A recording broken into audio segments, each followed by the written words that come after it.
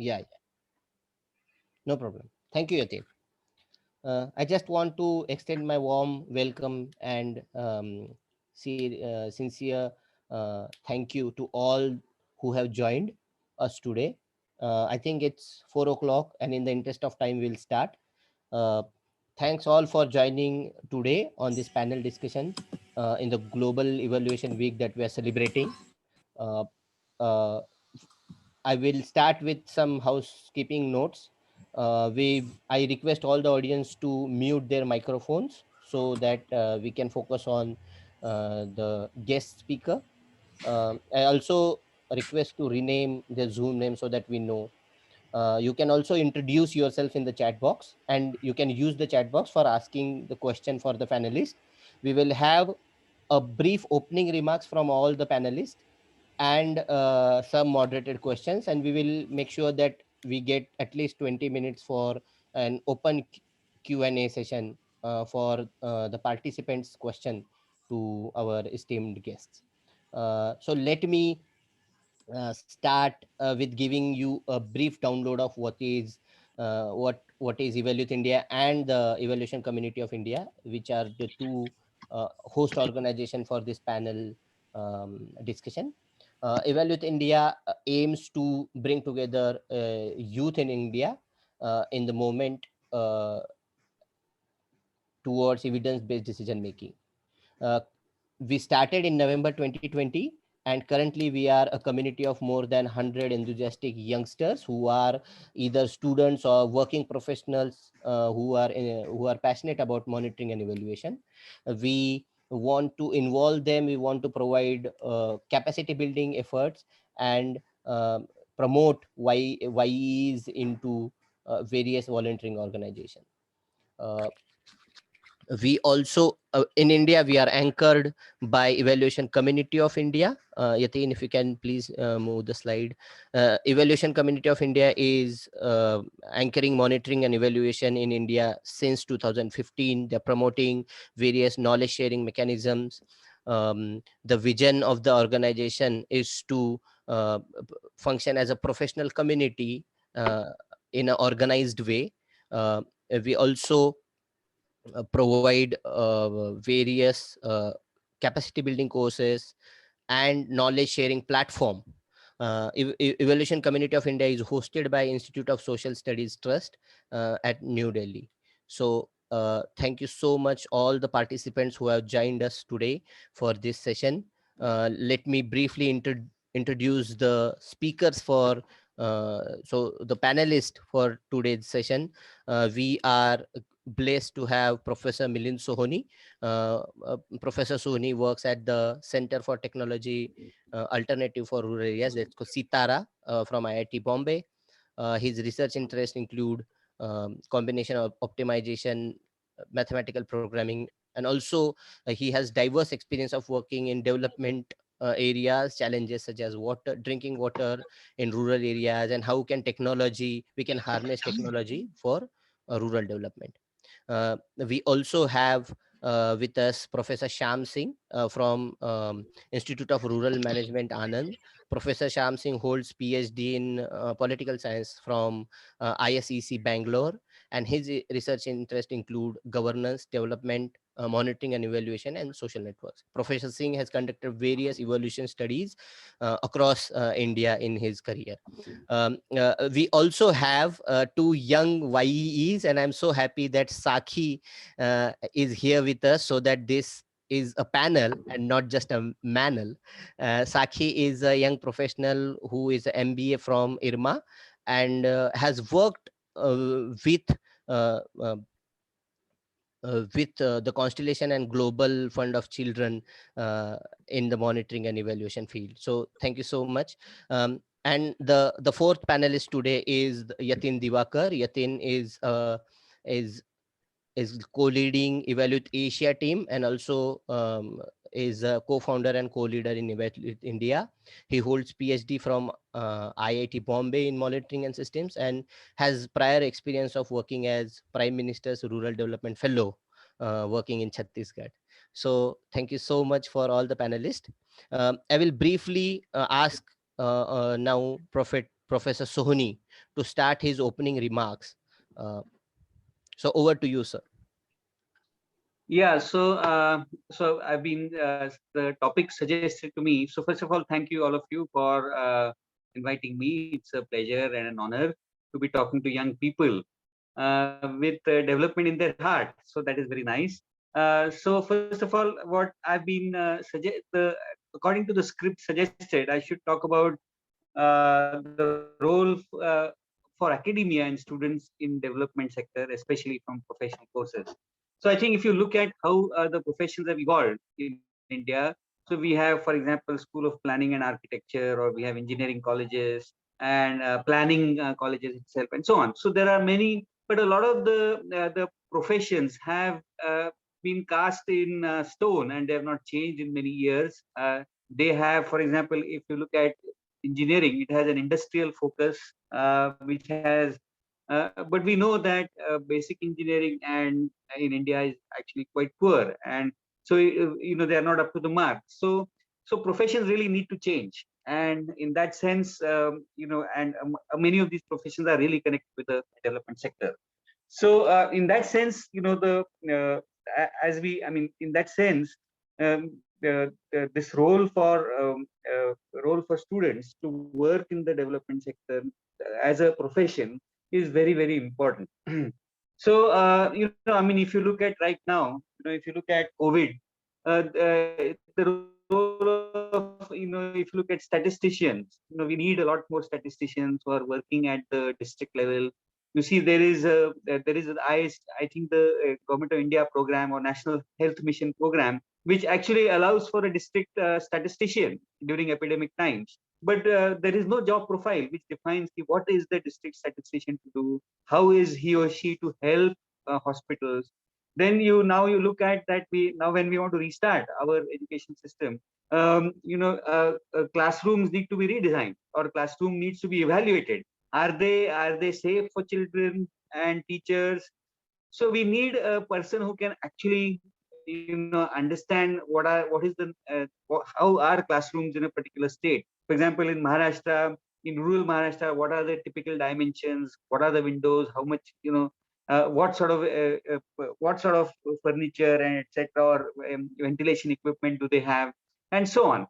So I think that as challenges come and go, the need for these jobs, these professions to change will constantly change. So I think much of our development is actually about material, concrete material things, and which we need to see if they're actually delivering to the people or not. So I have focused on COVID, but drinking water is a big problem, or irrigation, or public transport, buses, and so on. So I think that all of these are related to an expanded definition of profession. Typically, an engineer says he or she will work in a factory, but that has also changed. Now, an engineer works in an IT company, but we really want engineers to work with district collectors, with municipal commissioners, with with various agencies. So that is the role which I see which connects professions with development sector. Yeah, back to you. Yeah, great, sir. Thank you. I will also request Professor Sham Singh to give his opening remarks.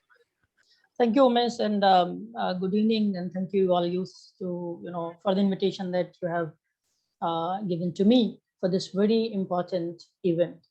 I'll take a clue from Professor Sohoni, but before that, I must say that youth's involvement in evaluation for me is more like a movement or drive rather than activity, and it needs changes, the fundamental changes in academic system, and also a collaborative framework between different stakeholders.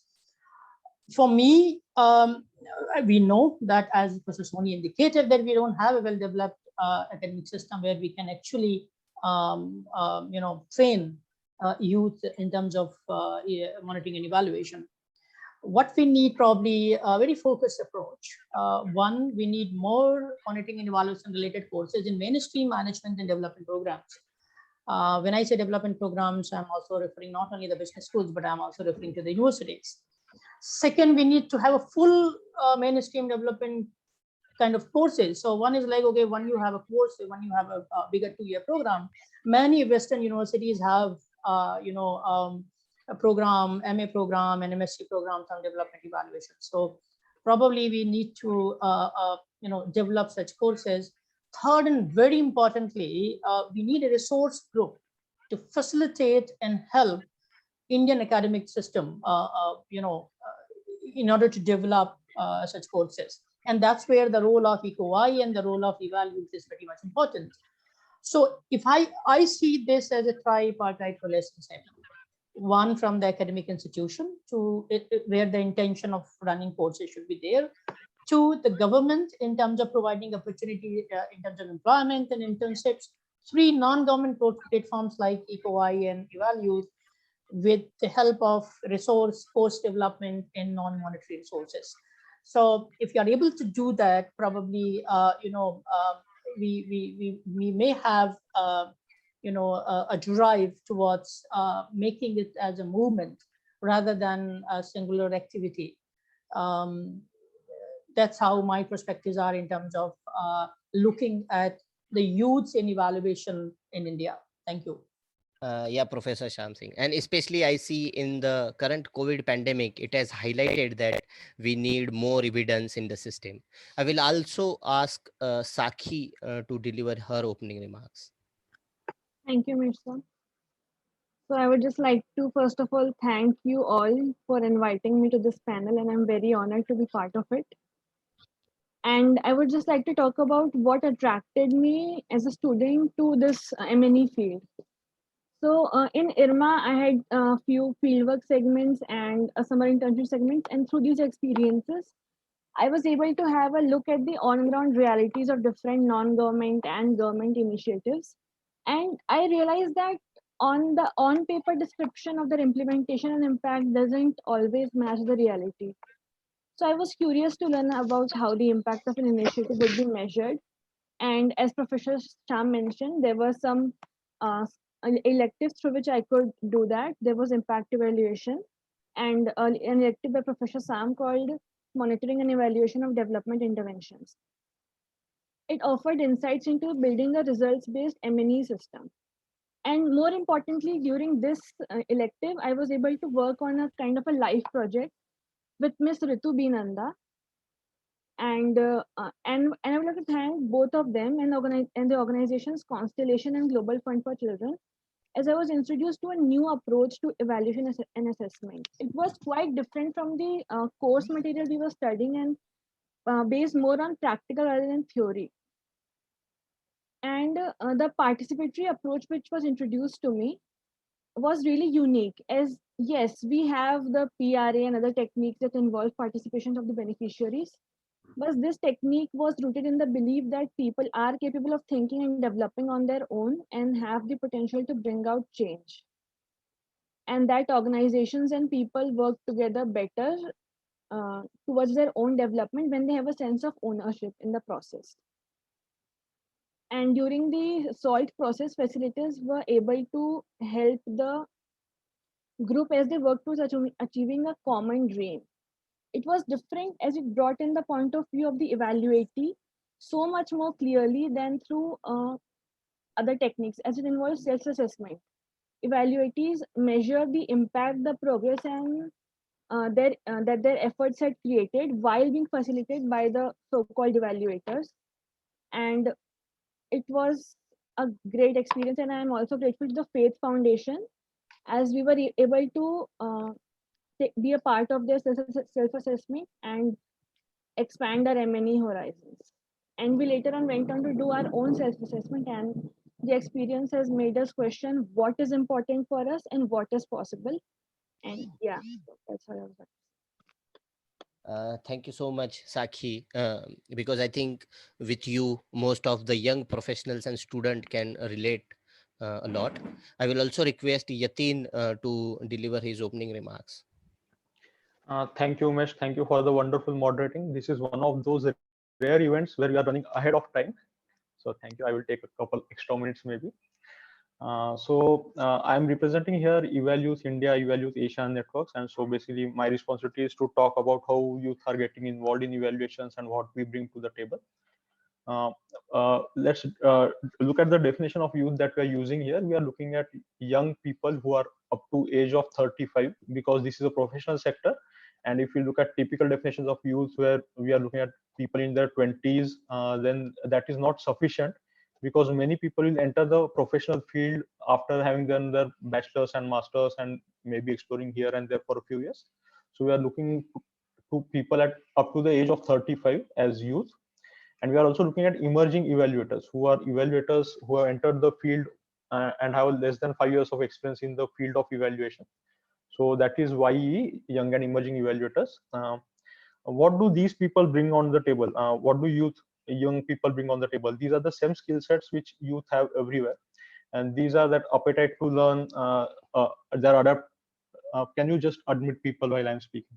Thank you. Appetite to learn, adopt, pick up innovations.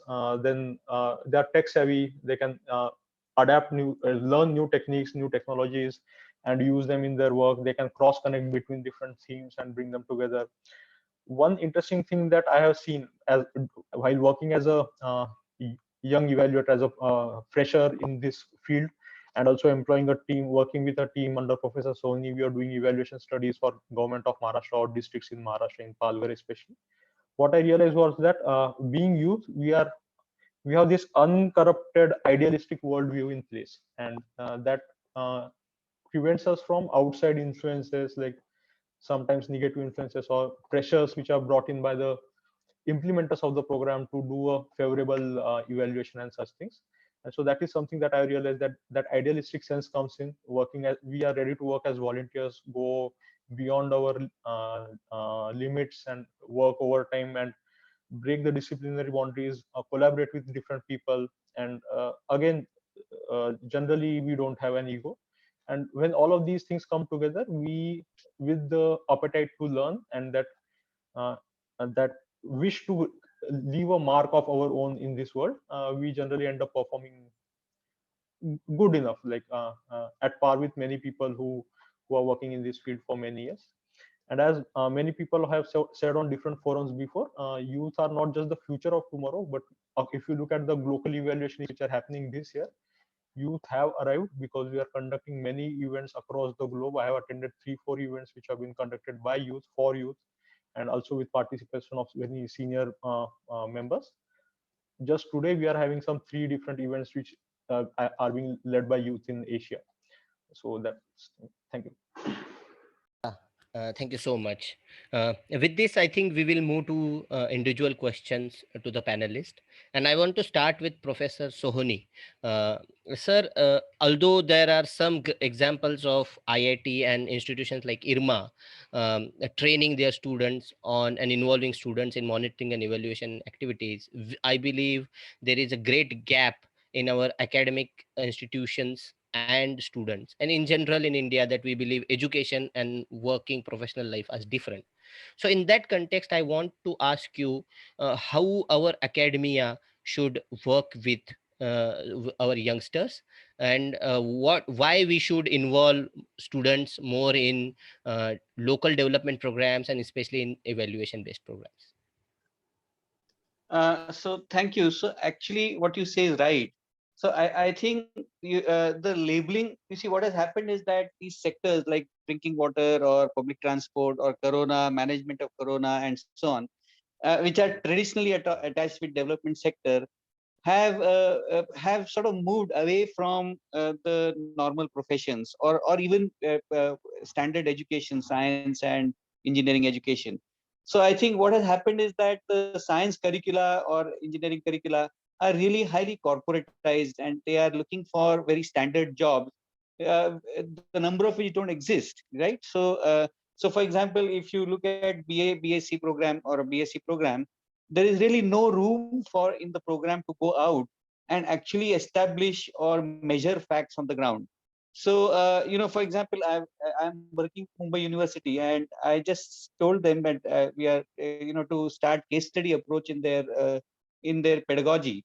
So the simple thing that project which I suggested is that they're all mainly rural students, that how much rice is actually grown in a particular village. So if you're from your village, then just to sample farmers, understand what land preparations are, how is household sampling done, how is what is the grow, how is rice grown. So all of these actually constitute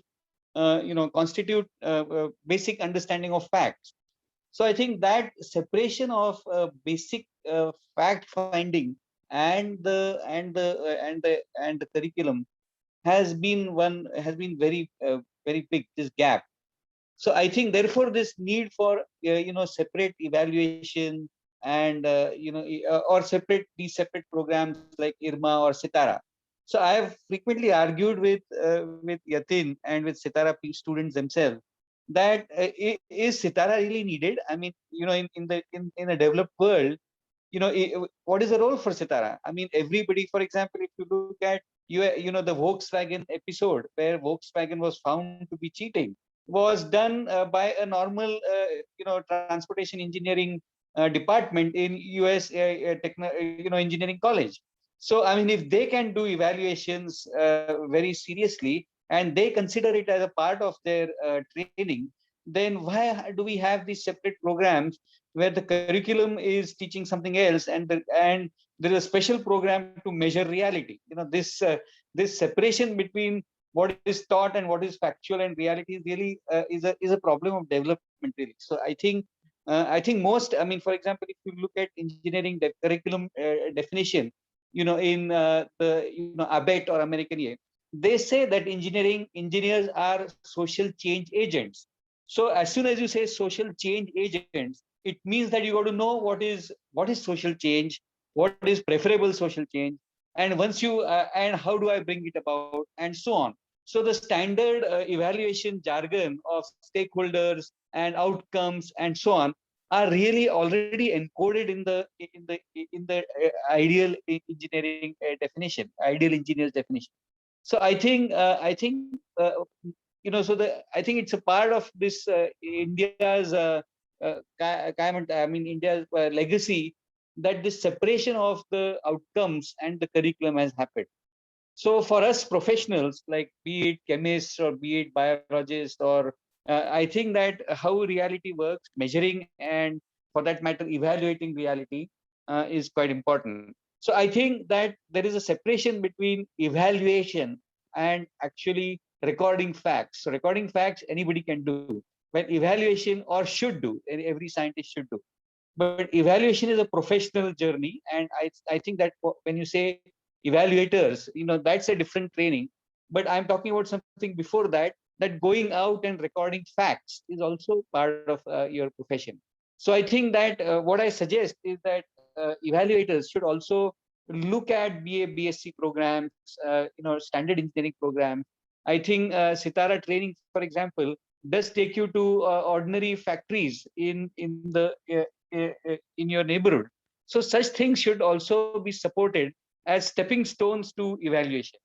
So that is my view, that really we should not specialize evaluation as a very esoteric job, which only IRMA or Sitara or some other social science or peculiar type of engineering training can do. But they are really everywhere. So I think even, I mean, just as engineers should learn social science, social scientists should learn basic quantitative or basic physical things, and then they should learn with interdisciplinary teams together. And that is one thing that I suggest that we should happen. So I think my suggestion to the YE and so on is that what can be done at the taluka level? Please answer that. Are there openings for evaluation at the taluka level, at tehsil level? How can we create openings at the tehsil level for evaluation through normal BSc programs? I think that downward compatibility of your evaluation as a profession is very important. So I think maybe that tells you why, I mean, this specialization is an excess. We don't really need it. So I think evaluation should appeal to BSc colleges as well, and think about downward. Right now, I'm really looking at I don't teach at, I mean, I don't want to work with IITs anymore. I really want to work with BSc colleges. So that's where the youth are, and they have lots of problems at the taluka level, which they need to measure, study, force an issue, and so on. So it is really a movement. I agree. But unless it is not to be led by IRMA or by some IIM or by special sitaras or Institute for Sustainable Studies or something like that. It has to be led by ordinary colleges. Yes, sir. Yes, sir. I think this is very important point that we need a decentralized approach and we need focus towards the block level. Yeah, I want to now take the same thread to Professor Shyam Singh, in a sense that if we want to reach out to the um, uh, various youth across all these education streams, arts, science, what kind of skills and competencies that we should look and to imbibe in these students so that they become enabled and empowered to take on such a studies, even in development field and as a specialization in evaluation domain. Thank you, Umesh. I think, in my opinion, we should not have a prescription. Um, we don't have a prescription, at least where at IRMA is concerned. But I'm talking in terms of very general environment. We should not have one. I think there is a need to open up the idea of evaluation. Evaluation as an idea and evaluation as a space.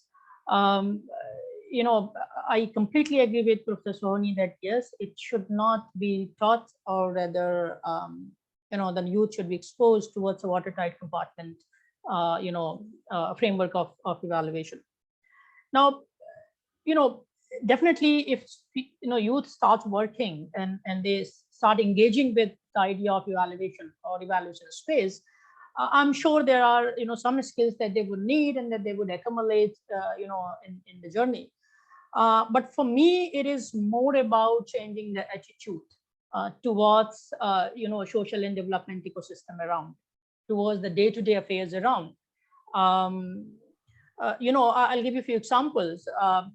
Just last week, we were in a discussion with a director of social audit unit of a state.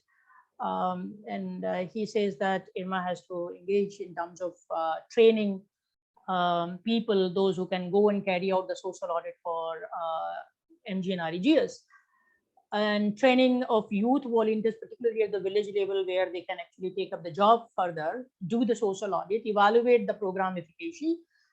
I was just thinking, because by that time it was fixed that we have to be present in this forum, and I was thinking why the youths, which are really coming from the schools and colleges which are in the hinterland, they are not in any big city, and being taught by teachers around who just got training and not from well-known universities, but maybe the same ecosystem. And then if you go towards the health, then you have a CRC, cluster resource centers and resource persons and block resource person. You go to health, you have ASA and ANMs. Now, point is that, well, we may not need a theory of change. We may not need indicators and all sort of things for every evaluation. I think the youth has to develop the attitude of evaluation. Youth has to develop, has to be sensitive enough, and those skills are needed so that he or she understand what the ecosystem is around and what is needed to, if someone wants to really evaluate what is going on around. So it's not necessary that a student should get a job in evaluation sector. Rather, I mean, Saki is in the panel. She is not in evaluation sector as of now. But I think if somebody understands evaluation, I think that person should be more, evaluative, which means his or her ideas are about results and outcome based, right? There must be appreciation for processes. There must be concern for equity and equality. There may be appreciation for transparency and accountability. And if these are the aspects, they can be applied anywhere, not only in the development evaluation. So I think we need to open up the space of evaluation, also an idea of evaluation. Now, in summary, so what we need to do, to make them aware about the evaluation as an idea, we need to do, in my view, 3 things. We need to tell them the relevance of evaluation, monitoring and evaluation. We need to develop the evaluative attitudes, 2. And 3, I think ability to appreciate the contextual challenges and opportunities. I mean, that's where the one point I think Saki made, that no matter how pre-designed this, you have evaluation framework with you, but when you go to the field, you think so nothing is working out because the context is completely different. So if we make them understand the relevance of M&E, develop the evaluative attitudes and ability to appreciate these opportunities and the challenges, I think the person will be a nice evaluator rather than making him or her as an evaluative robot. I wouldn't worry too much about whether they really know that a design or theory of change or risk assessment matrix, etc. If they are capable of appreciating these three things around. So that is how I see what kind of skills and competencies are needed. These are the skills and competencies that we should develop in young evaluators and students. Thank you. Yes, Can Professor. I just add can I add Yes, sir. something? Yes, sir. Please, please. Huh? Please. So Yes, sir. I think that I think Narega, for example, really was one of the early programs which had evaluation brought standardized. But you see, there were other problems with Narega evaluation system as well. So it was really always a sort of Narega it was spending 35,000 crores every year. Yet it has introduced not a single course at the BA BSc level or at the engineering level. Preparing a village plan. Now that could have been taught in a formal academic curriculum. That was not done. And then this social audit process and so on in fact, it made a program which was really very centralized and, which had to, and the social auditors would come and so on. So I think that this problem of professional evaluation, we need to really make it as I think some of you have said, evaluation is an attitude. And I think that attitude is shared or should go down to ordinary students as well. So for example, I mean, why is my bus late? If you're waiting for BSc college student, why is my bus late? Well, the last month I observed it. Well, what is the route? Is it really catering to the students' timing, school time? So really, once this approach to asking questions and once this approach to treating reality, a socially administered reality like a bus timetable as something which can be measured, which can be questioned and so on. It's like laws of motion. If F equal to MA, then a bus timetable should fit the college timetable, right? So these expectations will itself create evaluation opportunities. And I think that, if I just today I was talking to the government of Maharashtra health department, I was just saying that, why is the rural death rate much higher than the urban death rate? Now there is no evaluation mechanism right now, but they still want to do it. So I think that many agencies actually want to, they may not have a very well-defined evaluation setup, but they do want to improve their procedures. So most government departments, at least in Maharashtra, they have a lot of problems, but they don't yet have an evaluation framework. But they do want help.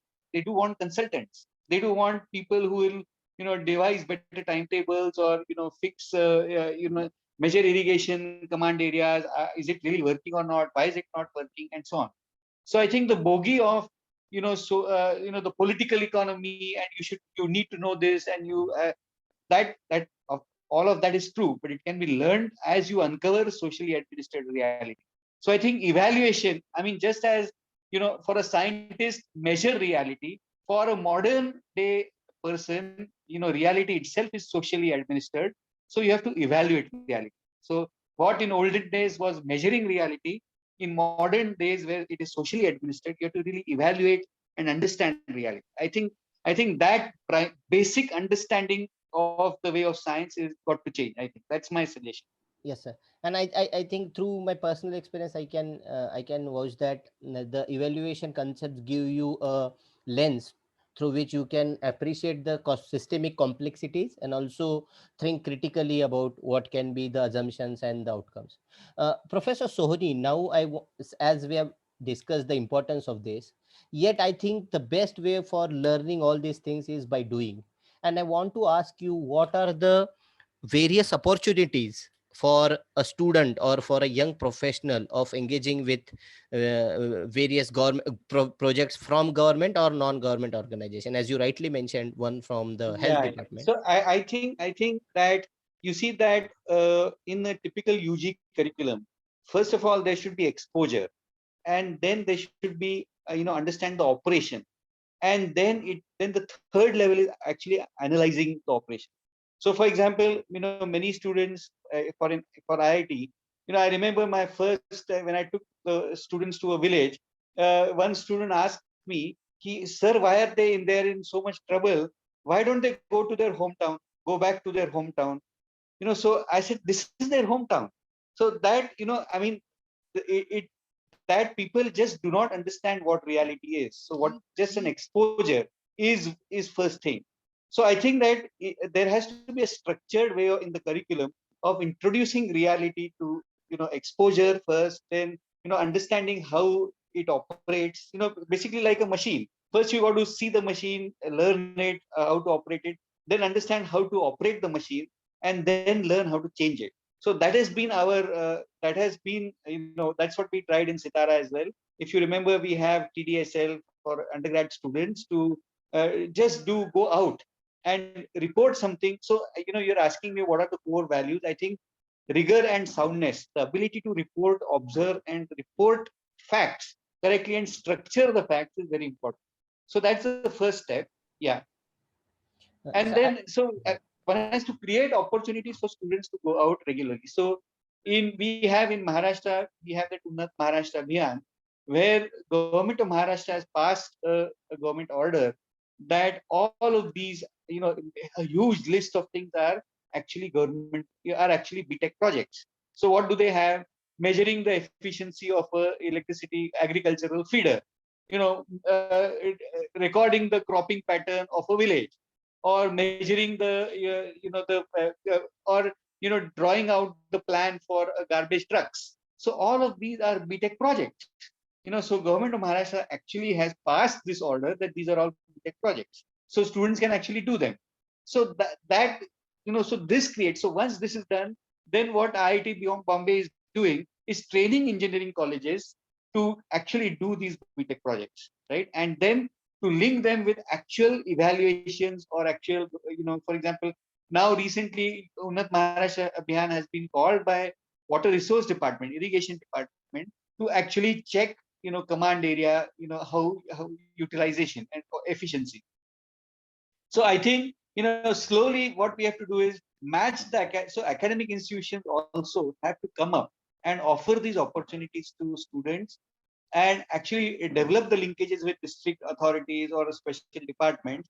And there has to be somebody like IIT, elite institution, which actually does the bridging, okay, which allows, for example, if some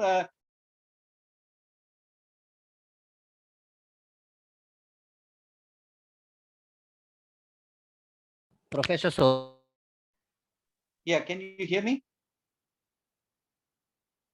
Yeah, Yes, you can hear me, no? yes, sir. now we can. Yes, Uh-huh. So in between I was not heard, yeah, for some time. Like for a just minute. a few seconds. Yeah, For yeah. a few seconds. Okay. So I'm just saying that it needs elite. I mean, for example, Rajaram Bapu Institute of Technology cannot go to irrigation department and say, let me evaluate your system. So it needs an IIT like prestigious entity which will set up the evaluation market for you. Okay, so how is the evaluation market set up? So unless you have elite institutions who come up with model formats or model ways of doing it, which can be copied by other colleges. So I think the elite, for example, in Narega, it was Government of India which did all the designing of the evaluation study and how it has to be conducted. And then there will be many institutions who could do it. So just as an evaluation is also market, which needs to be set up by elite institution, and then the other institutions have to have academic programs and so on. So I think this is the structure where that evaluation. So I mean, the backward forward linkages of evaluation really comes up. I Yes, sir. hope that Yes, sir. Yes, sir. I think that gives us a good picture of various opportunities. I Mm. also want to listen to Professor Sham Singh about what are the various initiatives that he and his team at IRMA is doing related to giving opportunities to students in this domain. Thank you, Umesh. We basically, I think the first responsibility that we try to, you know, uh, try to fulfill is to create a bunch of buddy evaluators with certain skills and who understand their context well. We have a formal academic program on MBA in rural management, and we offer a basket of courses. One is many in development intervention, which I teach, and then there are others like public policy analysis, impact evaluation, field experiments. So it's like a good mix of different approaches and different kinds of courses. Um, we rely heavily, I would say, on pedagogical innovations. And being IRMA, I think the exposure towards the field is our USP. And I think that started right from the admission when the students come and join from their induction. But what we do is mostly, and we're trying to actually do more often that we're connecting students with the organization outside while we're delivering the course with the live projects on monitoring and evaluations. So, they have to go out, they have to really try and see whatever they were taught in class, whether and how much it stands and how much, they can kind of, take up, how much the deviation they need to make. Um, Something very unique we started very recently also, we have internships, where the people we give students offer, internship are offered by the companies and the organizations, government, non-government organizations. But we have certain research groups and labs at IRMA, so we also offer those internships to a selected group of students to kind of polish their skills further. And I can just share, one information. Just recently, we have offered this to around about a group of 12 students to work on vaccine hesitancy, and they will be starting their projects very soon, because that's the topic I think everybody is looking at. Why, if there is a hesitancy, why there is a vaccine hesitancy, and the take up. And this is definitely different from whether the availability of vaccine is there or not. We have to. So these are few things that we do and try with with some pedagogical innovation. Apart from it, which I was trying to put forward in my earlier remark, that we also very consciously, and particularly I can speak for my course which I teach, very consciously bring the distinction between, which I said earlier, the evaluation as a strategy and as a space. I mean, what it is. So you, as an evaluator, how you understand the space and how you use that as a strategy. Just for example, say, so in the course, for example, Saki was one of the students of that course. We provided live projects, and we never pushed students, to go and apply whatever you've learned. In fact, the idea was, look at the deviation that you have to make, what you have learned, and what in reality you need to counter. Okay, so basically you actually you observe those deviations and need to make the observations, what was taught in the class and how much it is not relevant, how much it is not applicable. We give them different roles. For example, one group will write at you or as someone commissioning the evaluation. So the group will be like a commissioning agency, say UNDP, the one student group. One student group will try and formulate the evaluation framework. And then when they come together, believe me, despite the fact that they got the same training, it's a huge change in attitude, the way they understand the evaluation. So I think these are few things in at IRMA we have been trying to do in a recent past, and we'll look forward. In terms of opportunities, definitely being an organization with some rural space, rural footprints, I think some students get job in evaluation sector. Specific organizations come and hire them for specific roles like M&E managers, etc. But as I said, I think irrespective of what role they get, wherever they go, the whole attitude of evaluation helps them to emerge as evaluator. Thank you. Yes, sir. Uh, and I think throughout the history, whenever there were great challenges towards society, I think youth have stepped up and taken the burden. And in my experience, youth bring their passion and their energy towards various projects that do. And in that context, I want to understand both of your experiences with your students. As you rightly said, they worked on various projects, and all this we are talking of imbibing evaluation approach and also providing training.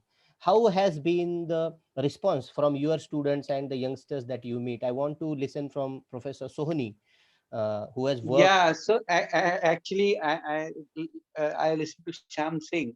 So I think my approach is a bit different, as Yatin would probably know.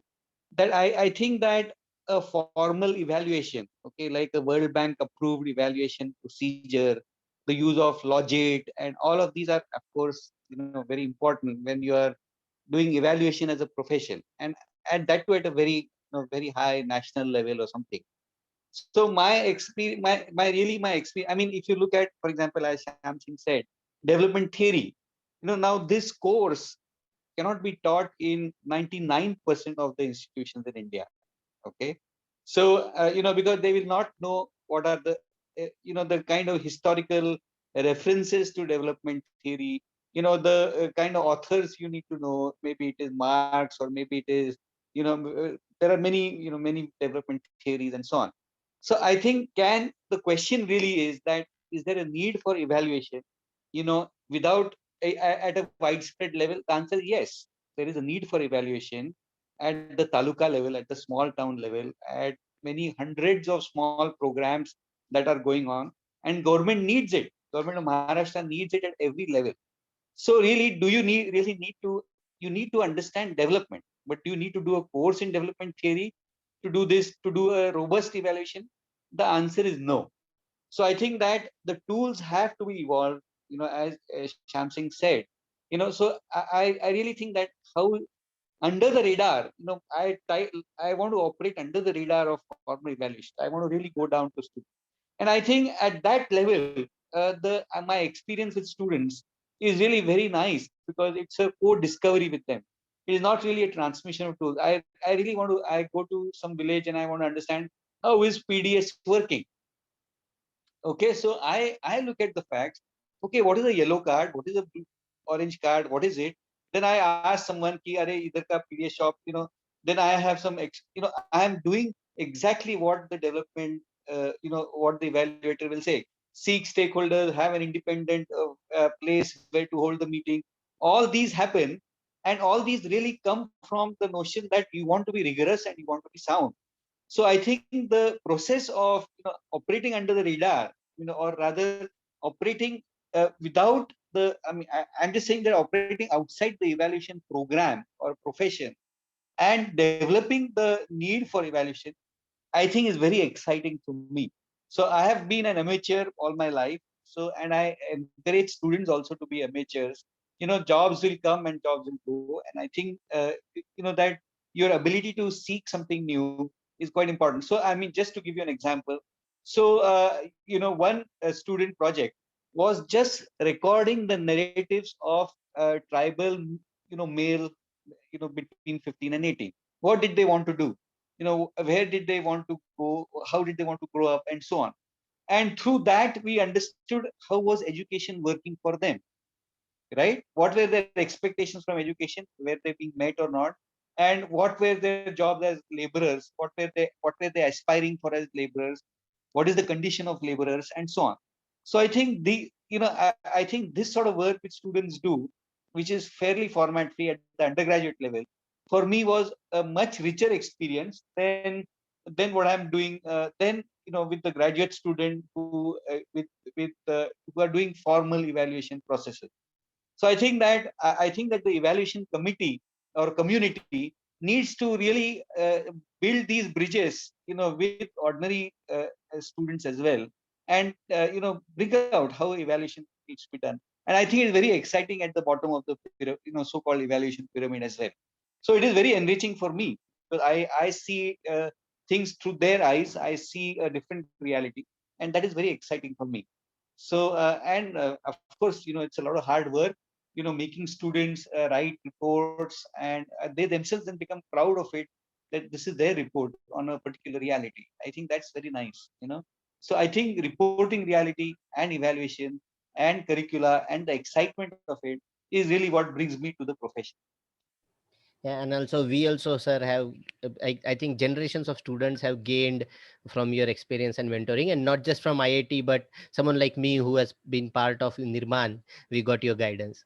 I want to now ask to Professor Sham Singh what has been his experience of working with students and how has been their approach, what are their aspiration in this domain. Thank you, Miss. I won't grade them good or bad. I mean, even though we have to do this for the course, but um, that won't be right approach if we take an overall look. But certainly, quite stimulating experience. And I taught this course during October and December, and I think January 1st week the course was over. And I teach this every year, and I'm talking about the recent year.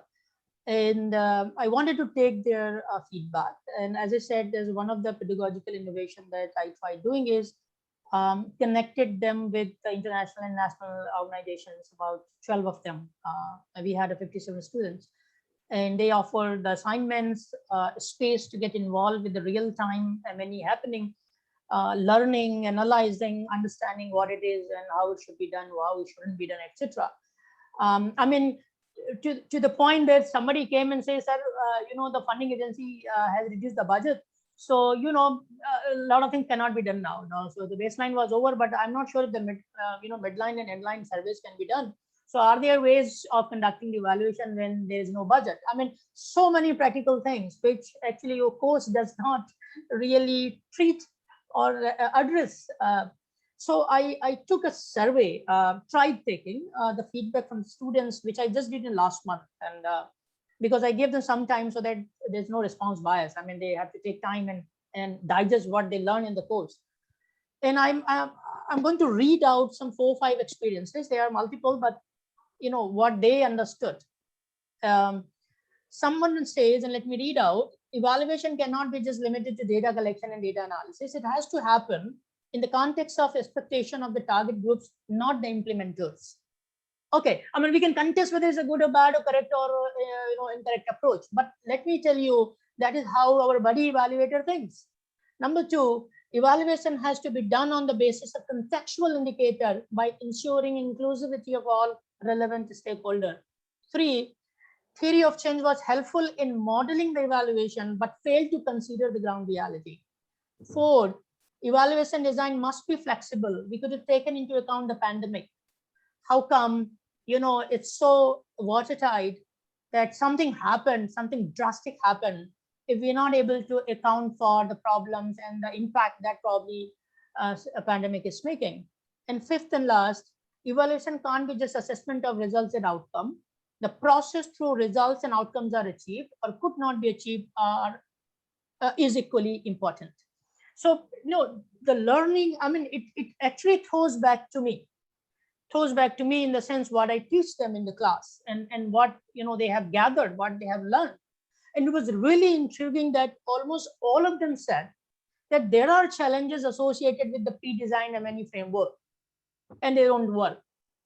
And I mean, one of the way I put forward to them was, okay, I'm teaching something, okay, with full of my experiences, but not necessarily you need to go and apply the same thing. You will be disappointed.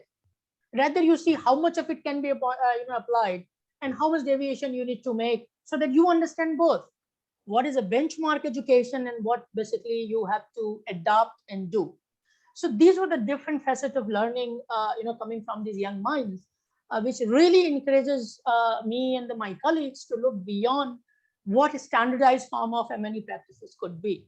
And I think I would like to take this, line of pedagogy and inquiry forward, in future batches also, to see, how it goes further, how they actually grab things, how they understand, how they analyze. So this was my experience with students very recently that I completed the course. Thank you, Miss. Those are very insightful testimonials, I think. I think, sir. And it also talks highly of the course content and quality of your teaching.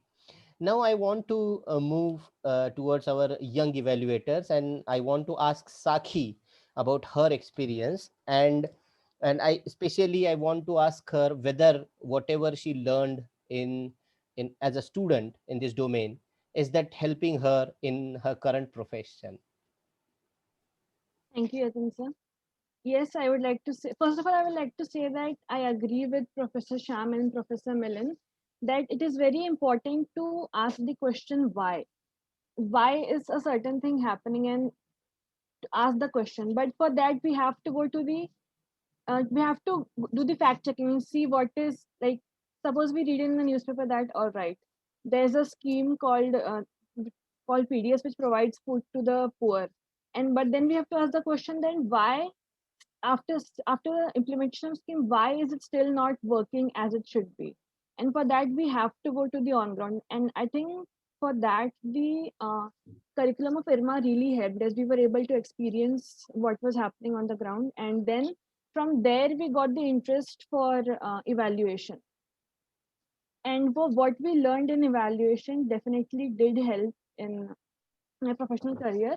First of all, I think it was a question asked in the comments as well. I'll answer that as well. So it has taught me to identify the causal effect and correlate the seemingly unrelated events for achieving a specific target, and how to set the parameters for the monitoring process upon which we can evaluate our advancement towards the end goal.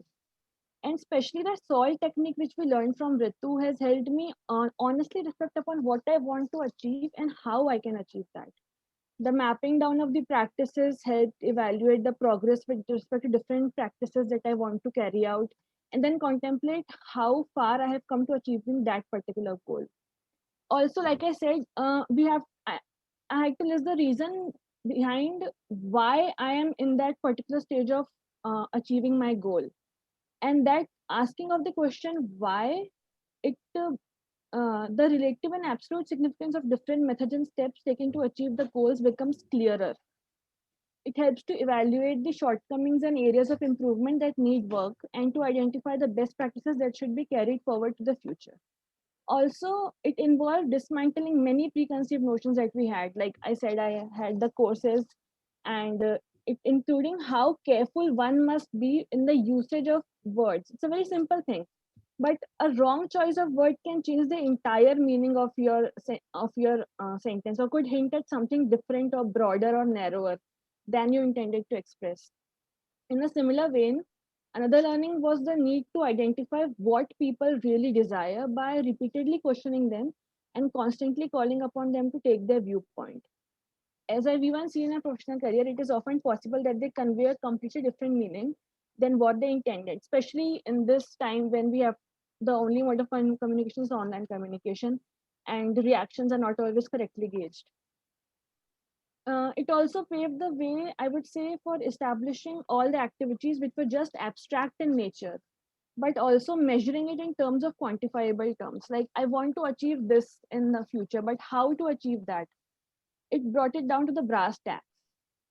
It was rooted in self awareness, which helps us understand where we stand and why we lag in certain aspects. On a personal note, I would like to say that I truly learned how to be more open and empathetic, and I would like to add that personal experiences and sharing of them help to make the conversation more robust, makes everyone more comfortable, and consequently the whole assessment process goes much more smoother and we get better results. Thank you, Sakhi. Uh, I also want to ask Yatin about his experience and his learning from the evaluation domain, although he's now experienced professional. So, Yatin, if you can share that first, and then I will ask you another Yes, question. thank you. Thank you. So my exposure to evaluation was it started after my MTech degree in Sitara, and I joined on field. Like Professor Soni said, that whenever we go on field, we would start questioning why this is happening, how it is happening, and try to document it, understand it in depth. Post my MTech, when I joined as a Prime Minister's Rural Development Fellow in Chhattisgarh, that time, of course, Professor Sonia taught us a lot about water supply schemes. So that was the first task that I took upon myself. My district had 8 water supply schemes. All of them were non-functional. It is a remote rural district. So I tried to analyze them, find out why each one of them had failed, tried to pick up the DPRs for them and identify where the problems were, and created a nice small document, put it in front of the collector. But even then, no one was ready to accept it because that was not priority in the district at that time. But that gave me a very nice hands-on experience of how I can go out doing inquiry on the field, understanding what is happening on field, uh, pick up information from different sources for myself, and put it all together into a document to better describe what is happening on the ground. Uh, then I realized over those 3 years that a lot of work in the monitoring and evaluation happens at the national level or state level, and the decisions which are to be taken by the implementers on the field at district level and below, they don't get a quick feedback, not through the MIS, not through any evaluation studies which are happening. But all of that is so when a collector or a lower rank officer has to make a decision, they are relying on anecdotes they are getting from field or any information they're getting from field. And unless we can strengthen those systems, feedback mechanisms at the local level, and we can establish some mechanism for them to solve their problems, like this is also one thing that I realized while working. All of us, all the PMRDs were young people, and we had a nice education, good backgrounds from different domains, from social sciences or engineering or medical or whatever. We are all enthusiastic to do something new, and we were implementing various projects, but none of us could take out the necessary time to identify where the problems were and work on them to solve them. Some could, but then they had to do only that task. Many of us who were doing multiple tasks at a time, we could not take out that time. And I realized that implementers are not able to take out the time to either research or to go in depth and evaluate a scheme or whatever program which is failing or those things. And that is where they need support from outside experts or someone who has some sort of a research background or some sort of an academia background. And then I felt the importance of what we were doing in IIT parallelly at that time. We had established technology and development solutions cell, through which we are giving consultancy support to implementers, normally government agencies and NGOs and some panchayat raj institutions. Like sarpanchas would write to us about their water supply scheme or something, and would support them. And when we started, I had already explored all of that in my work, and I had realized the importance. And so when I got a chance to work with Professor Soni and the Technology and Development Solutions Cell team at IIT Bombay, TDSC, under Sitara, I worked there for 1.5 years as the project manager. That was the time when I realized the importance of doing these assessments, standardizing some parts, going in depth and everything. And then I realized I should maybe better learn about evaluation. A lot of us evaluators, even when I speak to senior evaluators, many of us say that we are accidental evaluators because we started with something else, and while exploring things we realized the need to learn this extra skill set and went into depth of that. I chose it as my PhD subject to learn more about monitoring and evaluation, go in depth, and so that's how I ended up in this. That's very interesting journey, Yatin. And as we are learning today that there is a great need to involve youngsters and in this domain, I see there is a lot of activities that is happening in India related to evaluate from last 7 months. So will you share briefly about the journey of evaluate and what it aimed to achieve, and also what are the future opportunities for youngsters who have joined us today? Maybe it will be useful for all the uh, participants from various academic institutes so that we can reach out to them also. Yes, thank you, Umesh. So this is a benefit of knowing the script in advance. I stopped exactly at the point where I wanted for the question. So as I said, most of senior evaluators call themselves as accidental evaluators because we don't have standardized professional courses, training programs, which are targeted towards youth who are still students to learn more about evaluation. And that is also a problem that we see in India currently. Some Western countries have master's programs of diploma programs in evaluation, PhD programs in evaluation. In India, we still lack them.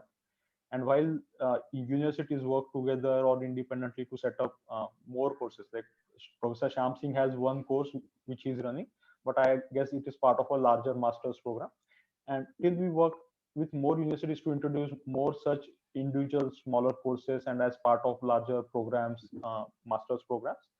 Till then, we will also have to provide some capacity development support to youth and young emerging evaluators.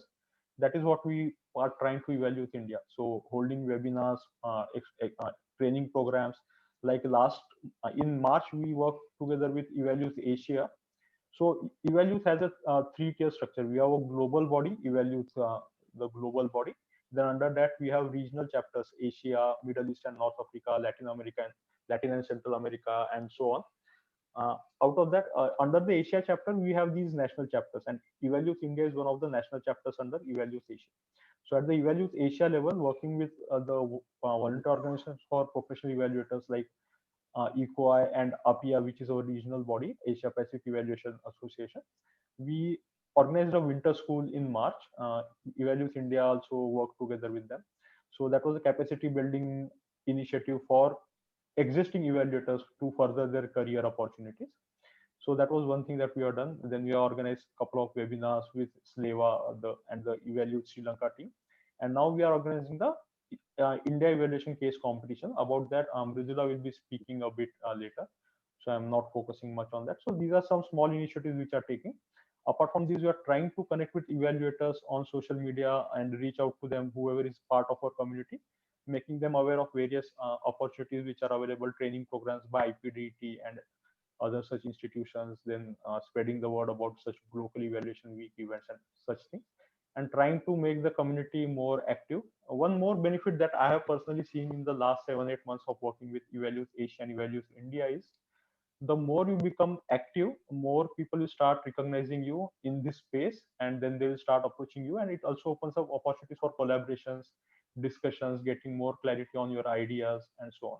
So if all the youth student, apart from their studies, if they're interested in the field of evaluation, if they start volunteering, organizing events, working together with Evaluate India, take leadership of hosting one webinar and so on, then they will get an opportunity to interact not just with other youth in the country, but also with senior evaluators and professionals, people working in various multinational agencies and so on.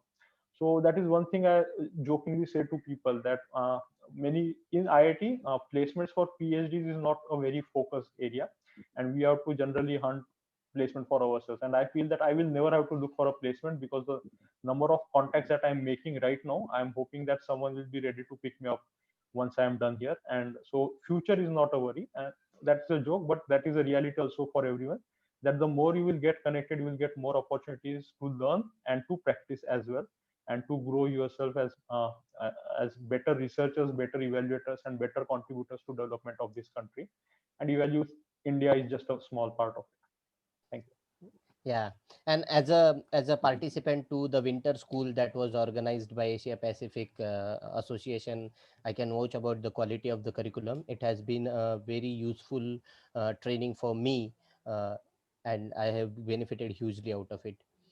Now I think we have reached to our Q&A from the participants. So there were some of the questions that were raised on the chat box. I think while I go through them. If anybody of the participant have a question, he or she can raise their Zoom hand, and we'll pick them, or they can type in their question. Uh, okay, so let me get the question from, I think Biswajit had asked a question.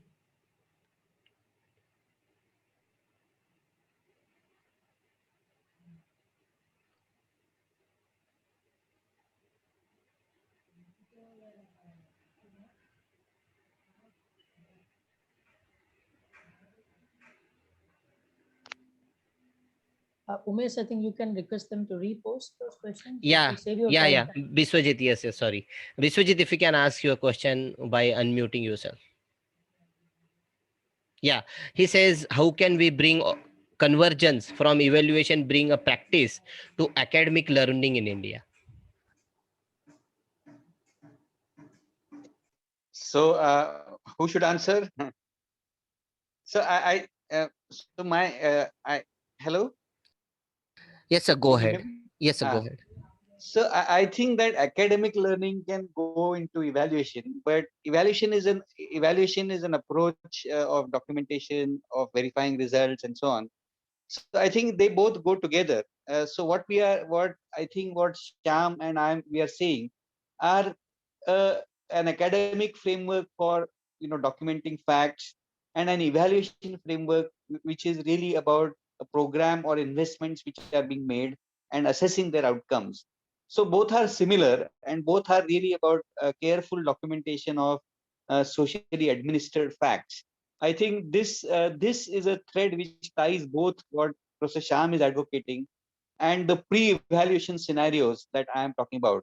That why is my bus late, or why is the death rate more in rural areas, and so on, which a district collector may ask. So uh, I think that I may suggest that I have a TED talk called Vernacular Science in TED. You can look at it. So it's basically providing a framework for understanding reality, socially administered modern day reality. So I think that's the union of both the things. Yeah.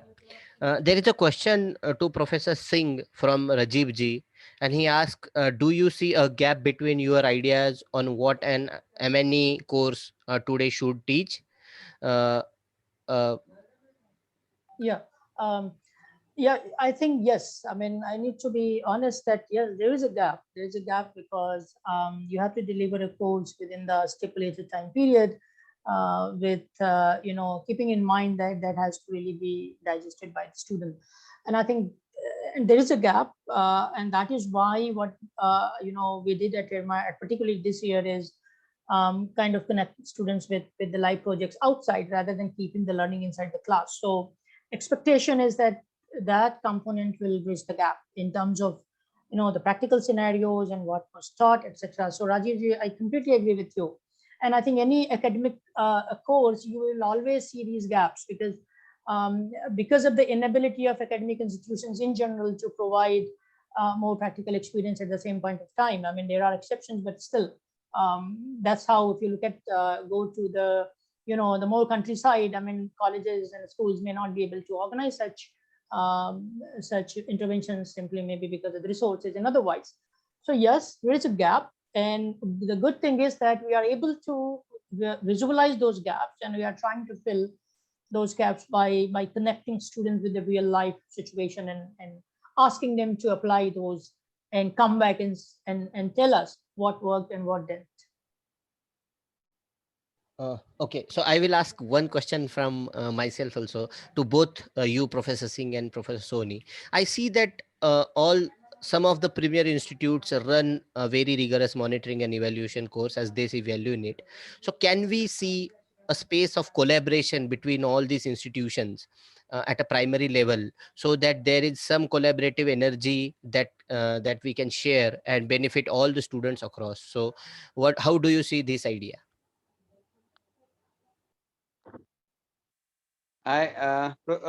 Professor Sham, would you go ahead first?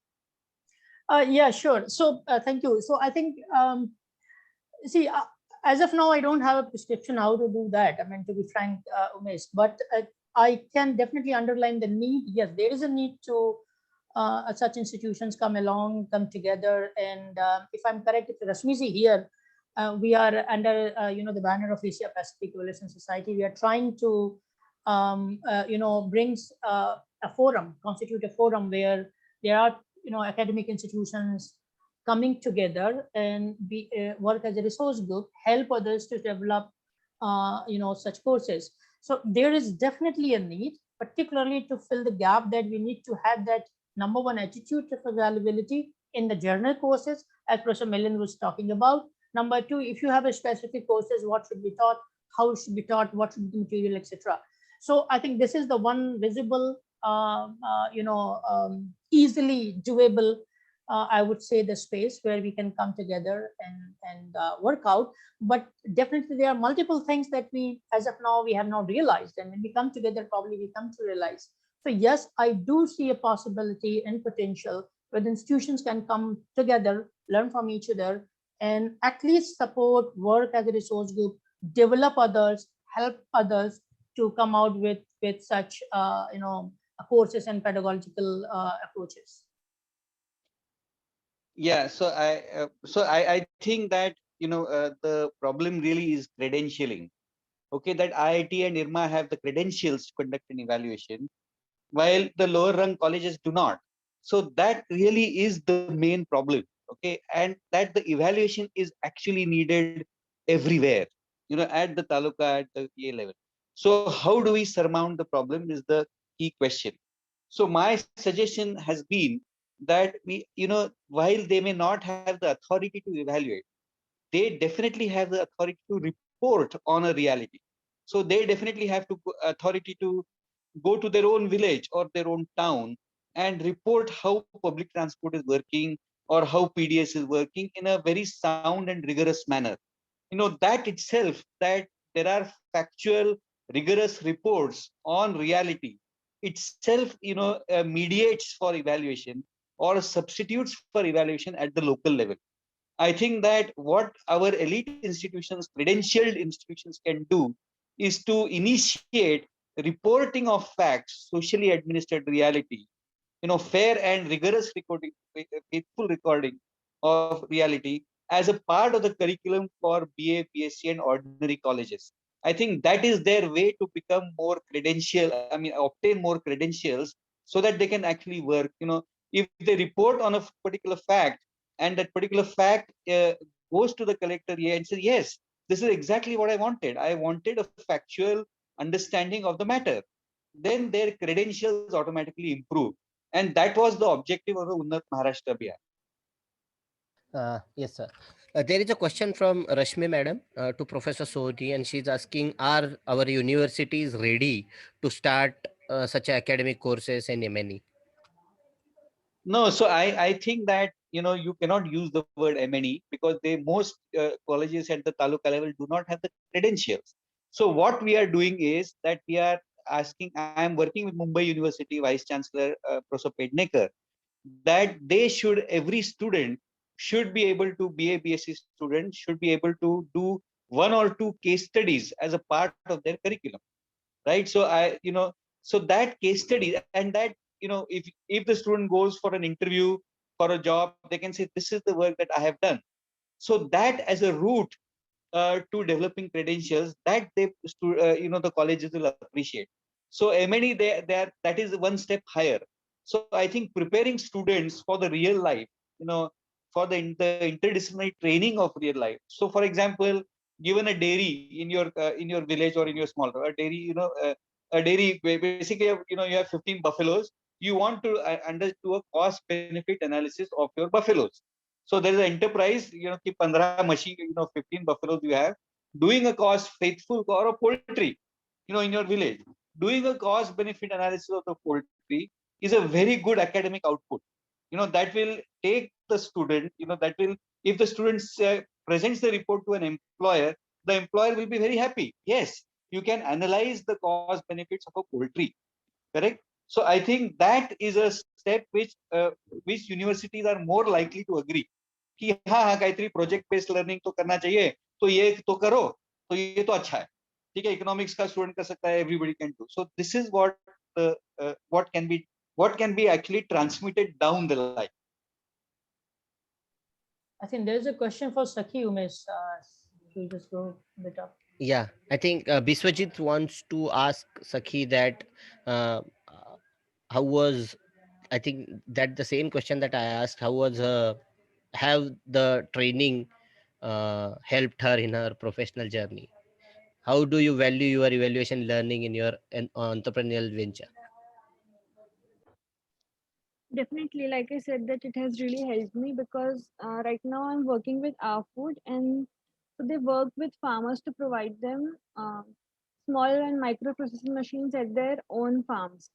And through the what I've learned in evaluation, I'm able to assess and to see whether what has been implemented is actually producing an impact, and that farmers are benefiting off of it, and the company wants to achieve is the processes which are put in place and the checks and quality controls that are there, they are enough to achieve that objective or not, and the frameworks that I've learned in my theory as well as my practice with Ritu have already are in the background of my mind when I'm looking at these processes. So yeah, it has definitely helped.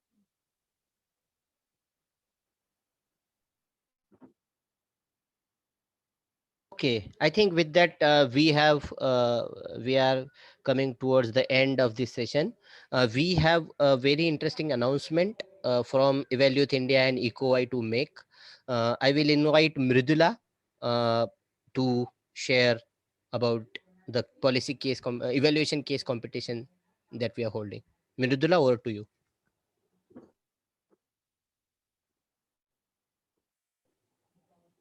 Is Mridula here? Okay, maybe Yatin, if you can share. Mridula has to unmute. Yeah. Yeah, Uh, yeah, Yeah. am I audible now? yeah, Yeah. clear. Okay. Good evening, everyone. So, it was a very insightful conversation that I was just listening to, and the perspectives and the experiences coming up from the young evaluators. That's like I'm also a young evaluator, but listening to my colleagues, my peers, I think that's wonderful. And for this reason, I think I and my team, we have come up with this India evaluation case competition, which is going to be held in the month of July 2021. And this basically the whole purpose of this competition is to bring students and to make them practice like what is exactly the purpose of evaluation. How does it feels like when you are in in the real scenario and solving a case. So I think I'll just I won't read all of these points. I think you can just go through them right now. I'll just brief you about it. That there will be a team of all the students who wish to participate in this competition. Team has to be for it has to consist of 4 to 5 students. And on the day of the competition, they will be provided with the case study for which they will have to prepare a report. This is going to be very interesting because in the team, of course, like if you're evaluating a project, definitely there's going to be a team, and now you are going to experience that with your peers, working on a case study, taking out time, taking out the notes and all just before the competition, and then finally on the day. I think that is